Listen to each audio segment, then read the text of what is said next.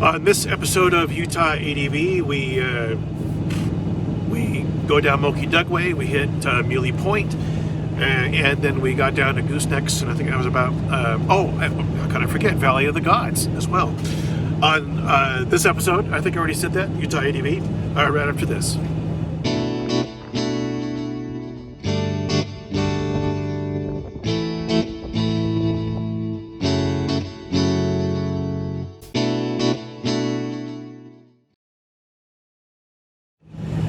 You can tell I'm maybe getting a little loopy, a little punchy. I'm exhausted here. That's why Mindy's doing the driving. We got a real late spring snow here. I just rolled some video out the window that you're seeing right now here, what's going on. It's spectacularly, and I've overused that word, I'm sure, but it's just beautiful. The temperatures have been very manageable. It's 44 degrees right now as we're trekking through all this. You can see Ginger there in the background. Marianne has finally settled down too as well. So on this Dash Between the Dates episode of our Southeastern Utah tour, we left Nizoni and we went down to Blanding on and hooked up 191, and then hooked up on 95, and then took 95 to the Mexican Hat turnoff, and I can't remember the name of that road. That's the number of that road, but that's the road that will take you all the way down to the Moki Dugway descent. Okay, and it's a nice road. It's very misleading, because you're thinking it's just going to be a piece of cake once you get down to the switchbacks of the Moki Dugway. It's not. And don't do like some of the people that we've seen and try to tow a trailer down that, because it's not treacherous necessarily for you if you're the one towing the trailer, but it's treacherous for everybody else trying to make their way along that road. I did it on my Tiger a couple of years ago. I was going up Moki Dugway, and on my way up, somebody was coming down pulling a fifth-wheel trailer, if you can believe that, and about bumped me off, and I was on one of the blind corners coming around where you couldn't see him, and I had to go up on the berm to get past this person, and I'm being nice there as it goes. Anyway, enough of that story. So the first place we went to was Muley Point, and I haven't been there before. When I was with the American OUTBACK guys, and girls, guys and gals, persons, they went up there. Part of them went up there and did a really nice group shot of all of their rigs up there, and I was with a couple of other guys doing something different. Anyway, long story. So we decided to go up there, but on our way, you can see across this incredible valley this huge dust storm that's coming out of the west and heading east, and then you can see these huge clouds dropping squall after squall of rain around us as well. And as soon as we got on the road that went out to Muley Point, we got hit by the rain as it goes. But so we drove the 5 miles out there and found a spot. The rain was coming down pretty good, so I donned my trusty poncho the first time I put that on. And I thought, well, okay, we're not going to get. I was hoping to get some time lapse there, and maybe wait out the rain a little bit. So while I was doing that, I thought I might get some pan shots of the area with the Rove in it. And so it was nice and calm, some rain coming down, and I'm in my poncho and doing things. And then this happened. And it had to have been 35, 40 mile an hour wind. It just about knocked me over. My poncho turned into a kite, and it took me a bit to recover for that. Anyway, it seemed to be pretty entertaining for everybody else who was still nice and snug in the road. So from our vista on top of Muley Point, we decided to maybe come back later in the day and see if we could get a better shot. But as we drove, I could see the convergence of the low and the high weather systems that were happening just across the valley there as you look down toward Goosenecks. So I pulled the Rove around and we parked, and I set up the iPhone here on a tripod and found a spot to brave the gale force winds that were going on at the time. And I think Mindy got a shot or two of me doing that. And I stayed there for about 25 minutes, which is about how long it took for me to go through and roll this time lapse.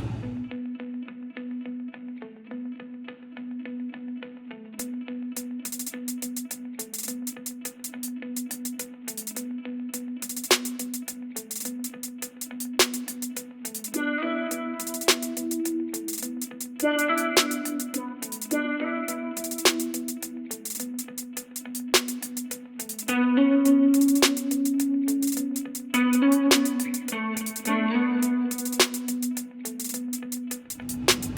that we had something successful in the can, we got back in the Rove and we went down Moki Dugway. And once we got down at the bottom, we took 24, I think it is. I'll put the number down here. And went out to Gooseneck. And Goosenecks State Park, the reason why it's called Gooseneck is because the Colorado River goes through and makes this gooseneck carving. Actually, it's the river, the river, the rain, the wind, everything. It's really stunning. It's a great place to go through to see that.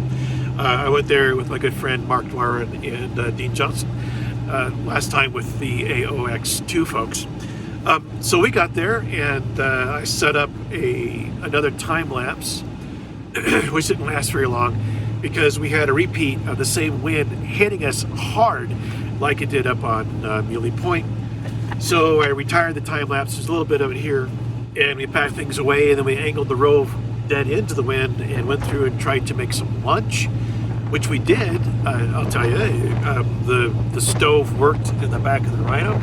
We cooked up some hot dogs and had a dashboard picnic. From Gooseneck, then we doubled back and then picked up the road to Valley of the Gods. Now, this is a place that I don't think a lot of people understand or even fully comprehend because it's kind of not literally in the shadows of Monument Valley, but Monument Valley is the big attraction. You know, it's that big long straight highway that you see with all the rock formations and things.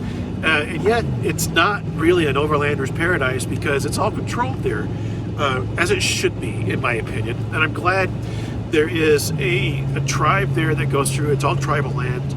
And they benefit from the people who go through and visit there. We've been there 2 or 3 times and have always enjoyed it.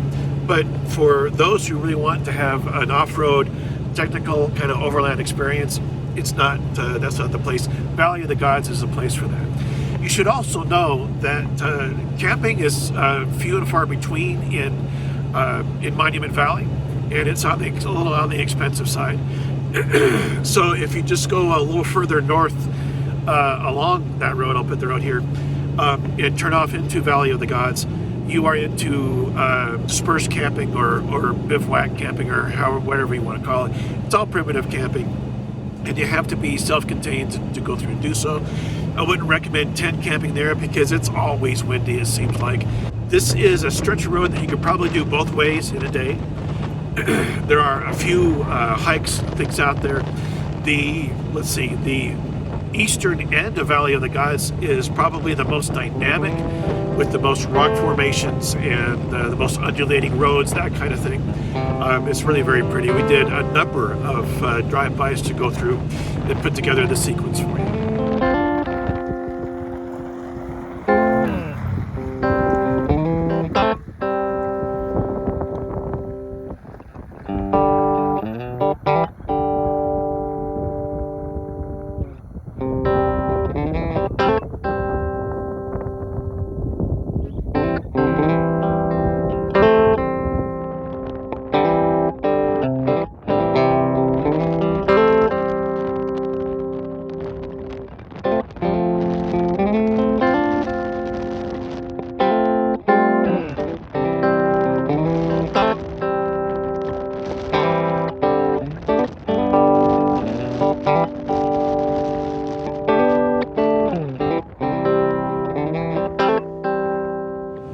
We end up, we popped out on the eastern end of Valley of the Gods and got on whatever that highway, I think it was back on 191 at that point, and took that back into Blanding and then up the road to Nizoni, and had an exhaustive night. We had, was that spaghetti night that we did? I think it was. So we had a wonderful spaghetti dinner.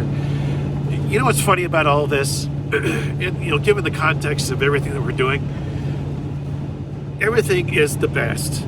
Like it's the best cup of coffee. It's the best spicy chicken dinner. It's the best. Everything was just incredible. And while, yeah, it's in the context of what it is that we're trying to do as far as Dash Between the Dates is concerned, yeah, there's just something about being out and doing this with the people that you love. Speaking of which, we both missed our kids because they would have loved this. So we're hoping maybe to get them back to Nizoni for a family camp out there at some point. So let's see. Okay, so that was the end of that day. That was yesterday, which brings me to today, which I'll cover in the next episode of UTADV. Okay, again, thanks for watching.